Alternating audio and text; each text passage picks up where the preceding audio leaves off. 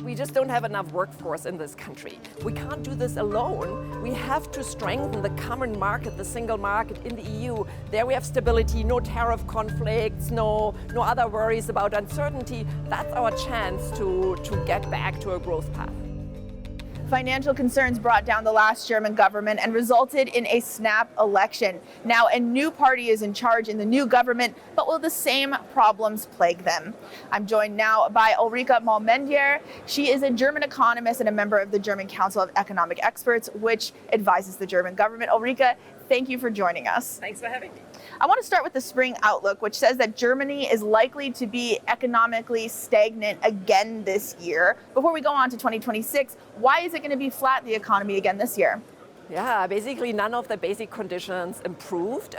There's always been a little bit of hope in terms of incomes developing quite positively, and wouldn't even the German consumers who like to save a lot, wouldn't they finally spend and revive the economy a bit? That hasn't quite realized. On top of it, we have been hit with all this uncertainty geopolitically, no good developments from that perspective for our export economy. So basically nothing good happened, and so we have to look into the future for hopefully some better news. Speaking of looking into the future, Germany has lagged behind other top economies, the European economies, in the last few years, but growth is expected for 2026. Why are the Council of Experts optimistic for next year? Well, one big piece of news was that the old parliament was able to agree on this huge package of 500 billion, which the new government has now at their disposal to invest in the economy. And even though spending that money will happen rather slowly, not much this year, more next year, we do expect an effect of that, the consumption spending of the government, and hopefully also the investment. That's one thing. The second aspect is that we really hope that with these financial means at hand, there will be more stability. There will also be more certainty on where this country is going. Because if you look back and look at the surveys of businesses from the last 3 years, sure, they mention energy prices, they mention the lack of workforce, but they also always mention economic policy uncertainty. And at least within Germany, hopefully within Europe, we can take that out, is the plan. We got some new figures from the new finance minister that the government is expected to collect fewer euros in tax revenue by 2029 to the tune of tens of billions of euros. It makes me wonder, is this kind of slow-moving disaster of the German economy finally picking up speed and snowballing to a point where it cannot be reversed? Well, I mean, the press made a lot out of these numbers. I would say they were more or less expected in this order of magnitude. So I think that was kind of just the natural math that came out of what had happened so far.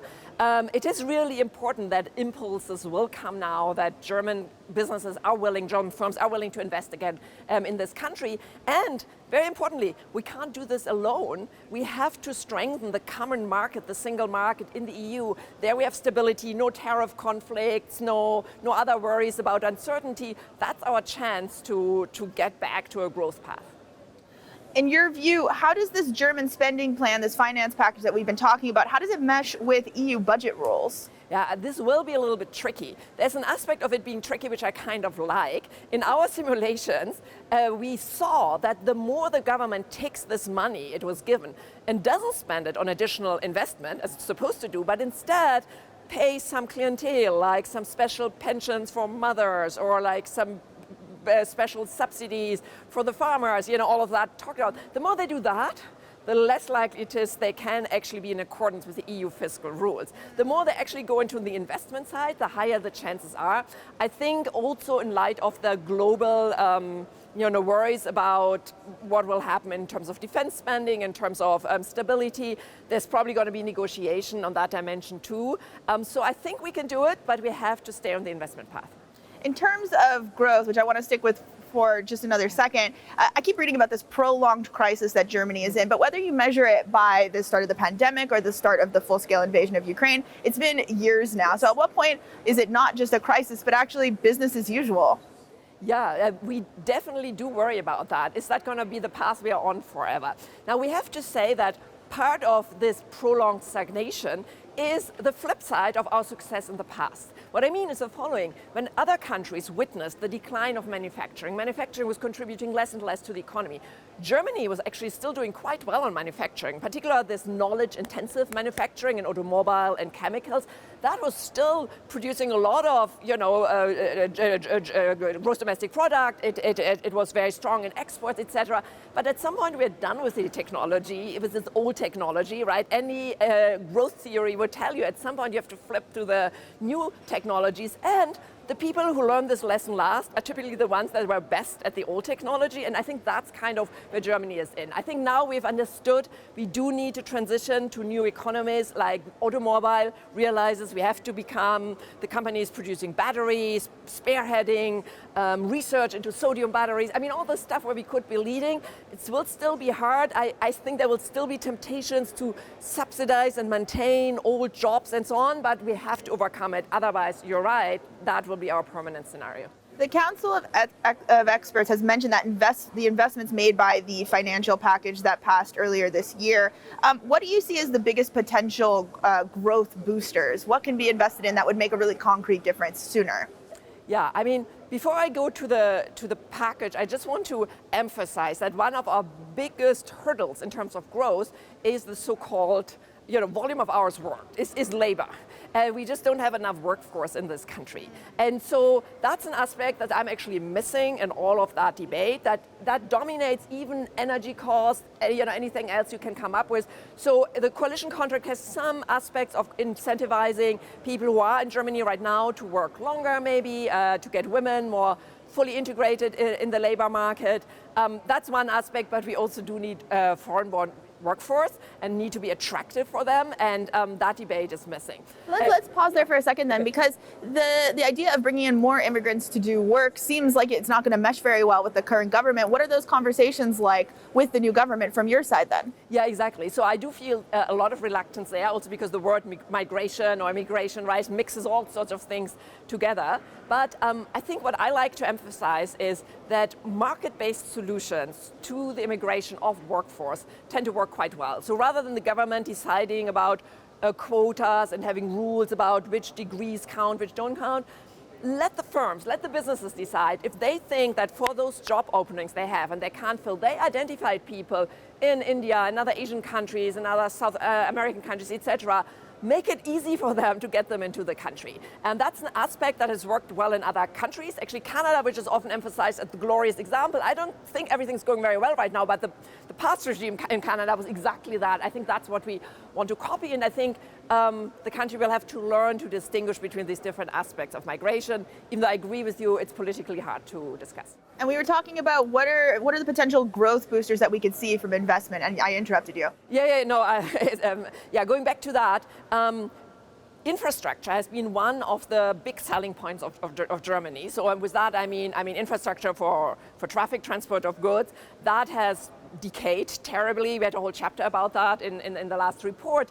The potential to use those 500 billion or the 300 billion out of that for infrastructure right now is one big aspect. And it's important to say, I mean, you're asking about what will have an effect right now in this moment as soon as possible. I think it is there, but it is there also because this big package allows the government to contract out, not just for this year, but to say, we have this money available for 12 years, so companies, please invest in your machinery, invest in your workforce, and generate the capacities to do this work. That has always been the problem in the past when we are trying to fix the issues with the German trains or the German streets, the German bridges. Nobody had the capacities, and knowing that maybe now they get an order coming in, but next year it will be different, was tricky. So that's where I have really high hopes. I also want to emphasize that some of the investment, so there's a lot of talk about investment in defense right now, won't have that aspect necessarily of Friedrich Merz wants to have effects by the summer and for sure next year. Often the kind of fiscal multiplier, as we call it, kind of the additional boost to the economy calculated for this type of spending is rather low. But in terms of innovation that can really lead you to the next level. If you think about the US, DARPA has led to the internet, has led to GPS. I think there's a lot of potential there as well. So as much as I agree with your question and with the goal of Friedrich Merz to get a boost to the economy fast, most important is that we think about the long run, and that is so often what is not looked at. You live in the U.S., you have a unique vantage point for looking from that part of the world. From your view, what kind of risk does U.S. President Donald Trump pose to the German economic recovery? Well, we have traditionally been a country that was very strong in terms of exports. Recently, not so much, but of course there were high hopes that we can return to a path of higher growth. Tariffs are of course poison for that. So the worry is that particularly the export-oriented economies, industry sectors will be affected. Automobile is a sector he pays a particular attention to, and we are strong in automobile. So that is one big worry. The second one is that in the past, as we discussed earlier, policy uncertainty was something firms in this country have complained about. They didn't know where we're going in the future.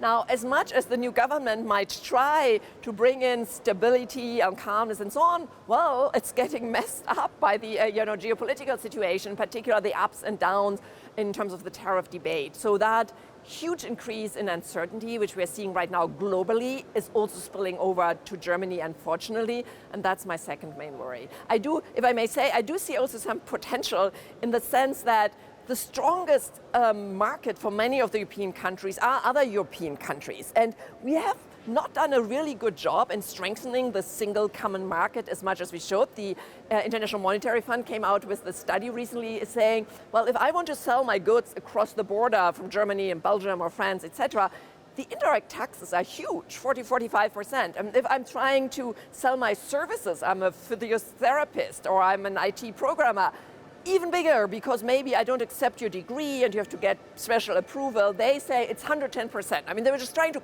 quantify how costly it is. This is a huge potential, but nobody ever wanted to deal with it. We have known that for years and decades, but every country said, well, but these are our special rules and we don't want to deviate. Now the pain point is really high, so I have this huge hope that maybe these external threats push us to finally utilize the strength of the European Union, ideally also getting the UK closer as well. Staying with the U.S. for just a second, I wonder if there's an optimistic case. If the U.S. is a less welcoming place for either talented workers or people looking to invest their money, is there an opportunity for Germany to draw in some of those folks who are turning away from the U.S.? Yeah, absolutely. It will need, however, a concerted effort, particularly in terms of hiring workforce. If I can start from academia, which I know best, there's often this attitude. People ask me regularly, so when are you coming back, given the situation? Well, we got to say that in my field, economics, the US absolutely dominates.